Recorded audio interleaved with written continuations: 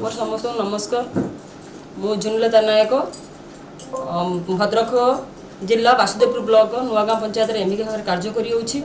तेणु प्रथमतः मोर समस्त ब्लॉकर जी आमर बीपीएम बीएलसी समस्त मु नमस्कार जनाऊँ कहीं मध्यम आम आज जहाँकि आम ट्रेनिंग आज आसीचु।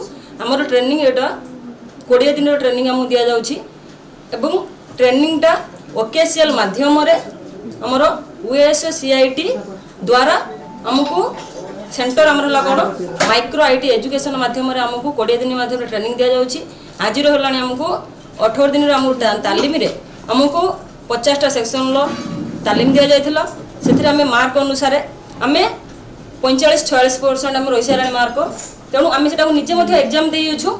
एग्जाम दे सारापर आमर कंप्यूटरटा निहाती आमर ट्रेनिंग आवश्यक थिला निहाती कहीं आमर जिते आम गाँ लोक मानी एसएचजी माँ मान कम करुचु से मानुआल भाव में कम करा किंतु आजिका दुनिया रे आमर से कौन करा ना निहाती आमको ऑनलाइन माध्यम कंप्यूटर निहाती आमको डाटा दि जाऊँगी। तेणु से आमर कंप्यूटर बाबद आम टे नॉलेज कम थी आम अल्प किसी जानी आमको ओकेसीएल माध्यम एवं USCIT माध्यम आमको जो ट्रेनिंगटा आमको दि जाऊँगी से आम बहुत उपकृत होचु एवं आम सहज सुविधार आम सबकि तथ्य दे पारिबु।